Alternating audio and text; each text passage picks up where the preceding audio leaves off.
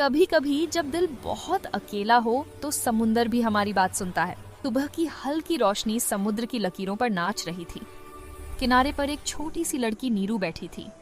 उसके हाथों में एक नारम सा शंख और चेहरे पर एक मीठी उदास स्मृति।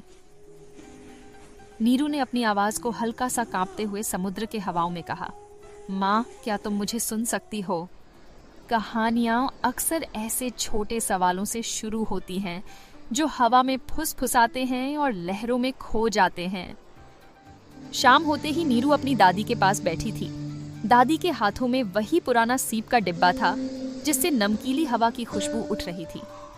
दादी बोली, कभी एक जलपरी थी जो लहरों के साथ गाना गाती थी, लेकिन वो इंसानों से डरती थी क्योंकि लोग उसका जादू छीन लेते थे। नीरू ने पूछा, दादी, क्या वो अब भी वहीं रहती है? दादी मुस्कुराईं। शायद, अगर दिल से सुनो तो उसकी आवाज अब भी लहरों में मिलती है। रात को अचानक आसमान पर काले बादल छा गए, हवा तेज हो गई और नीरू की छोटी नाव लहरों में बह गई। वो घबरा कर दौड़ी, मेरी नाव, वापस आ जाओ। लेकिन तभी एक बड़ी लहर उठी और नीरू पानी में गिर पड़ी।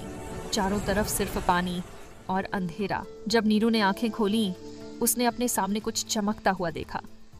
एक नीली पूंछ और मुस्कुराती हुई जलपरी। एक्वा, एक्वा बोली, डर मत, तुम अब सुरक्षित हो। नीरू ने कहा, क्या तुम सच में जलपरी हो? एक्वा मुस्कुराई। और तुम, वो लड़की जो समुंदर से बातें करती है।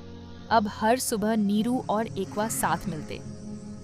एक्वा उसे समुद्र की दुनिया दिखाती, रंग बिरंगी मछलियां, कोरल और छोटा सी हॉर्स, सीमो।